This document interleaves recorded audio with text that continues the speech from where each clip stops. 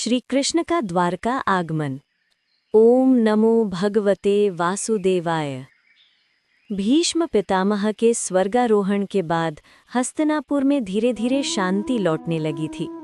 पांडव राज्य के कार्यों में लग चुके थे और भगवान श्री कृष्ण कुछ दिन और वहीं ठहरे रहे, अपने भक्तों के लिए, अपने प्रियजनों के लिए। लेकिन अब समय आ चुका था द्वारका वापस लौटने का।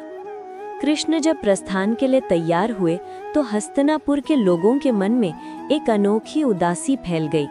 सभी जानते थे कृष्ण जहाँ होते हैं वहीं जीवन होता है। एक और पांडव थे जिनके हृदय कृष्ण के बिना खाली लगते थे। दूसरी ओर कुंती माता थी जिनके लिए कृष्ण भतीजे नहीं बल्कि स्वयं परमात्मा थे। और उधर दूर समुद्र किनारे द्वारिका नगरी भी कृष्ण का इंतजार कर रही थी। जैसे जैसे कृष्ण के आने की खबर द्वारिका पहुंची, पूरा नगर खिल उठा। सड़कों पर फूल बिछाए गए, दीप जलाए गए, तोरण सजाए गए। हर घर में एक ही चर्चा, आज हमारे कृष्ण लौट कर आ रहे हैं। जब कृष्ण का रथ नगर के द्वार पर पहुंचा तो जनता उमड़ पड़ी।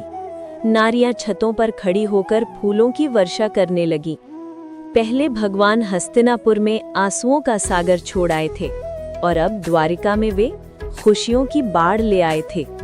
भगवान का मुखमंडल चमक रहा था, मानो स्वयं सूर्य द्वारिका में उतर आया हो। भगवान की रानियां रुक्मिणी, सत्यभामा, जामवती, लक्ष्मणा अपने अपने महलों से बाहर आईं। उनके चेहरे पर प्रेम, खुशी और लंबे इंतजार की चमक थी। कृष्ण उन्हें देखकर मुस्कुराए, वो मुस्कान जिसे देखकर पूरा द्वारिका प्रफुल्लित हो उठता था। रुक्मिणी जी ने आंखों में नमी और हृदय में प्रेम लेकर भगवान का स्वागत किया। सत्यभामा के हृदय में भी आनंद उमड़ पड़ा। उनका वीर, उनके हृदय स्वामी लौट आए थे। कृष्ण का नगर में प्रवेश।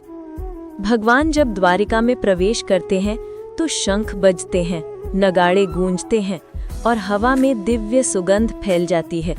जनता हाथ जोड़कर अपने प्रिय भगवान का दर्शन करती है। उनके रूप की दिव्यता का वर्णन किया गया है। नीला शरीर, पीतांबर और मंद मुस्कान जिसे देखकर भक्त मोहित हो जाते हैं। रानियों द्वारा भगवान का स्वागत। भगवान अपने महल में प्रवेश करते हैं। रानियां उनका अभिषेक करती हैं, सुगंधित जल से उनके पांव पखारती हैं, फूलों की मालाएं पहनाती हैं और भगवान को नया वसन धारण कराती हैं। कथा कहती है, यद्यपि कृष्ण समस्त ब्रह्मांड के स्वामी हैं, पर अपने भक्तों के बीच वे सबसे सरल, सबसे प्रेममय रूप में रहते। युद्ध की थकान, यात्राओं की थकान, सबके बाद भगवान अपने भवन में विश्राम करते हैं। पर ध्यान रखने वाली बात यह है, कृष्ण के शरीर को कभी थकान नहीं होती। वे केवल संसार को अपने व्यवहार से सीख देते हैं कि हर जीव को विश्राम चाहिए, हर मन को शांति चाहिए। अध्याय 11 हमें ये सिखाता है, जहाँ प्रेम है, जहाँ शुद्ध भक्ति है, वही भगवान का वास्तविक घर है। कृष्ण कहते हैं, मैं भक्तों के प्रेम और श्रद्धा से बंध जाता